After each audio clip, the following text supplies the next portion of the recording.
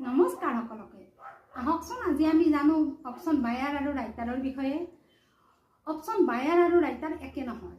Option বায়াৰ হ'ল market ৰেডেই হওক বা গ্ৰীনেই হওক তেওঁ অপশন কল বা পুট বাই কৰে, কিন্তু এজন ৰাইটাৰে কল বা পুট তেওঁ সেল কৰে, সেইটোক ৰাইট কৰা বুলি কয়, তেওঁক ৰাইটাৰ বুলি কয়। অপশন বায়াৰৰ হল কি তেওঁ পুটেই সেল বাই কৰাক বা কলেই বাই কৰাক তেওঁ সদায় লং হৈ থাকব লাগব। মানে যদি 50 টকাত তেওঁ কিনিছে তেওঁৰ প্ৰিমিয়ামটো হাই হৈ থাকিব লাগব, 60, 70, 80, 90 তেনেকৈ তেওঁ টাৰ্গেট থাকে, ষ্টপ লছটো তলত থাকে। কিন্তু অপশন সেলাৰৰ যিটোক আমি ৰাইটাৰ বুলি কওঁ তেওঁৰ সম্পূৰ্ণ বিপৰীত হয়।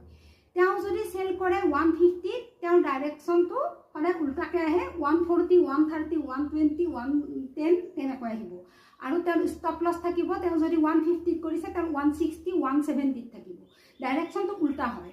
আৰু আমাৰ বহুতে সেইটো বুজি নাপায় উল্টা পুল্টা মোক কমেণ্ট কৰে, সেইবাবে মই বুজাই কৈছোঁ।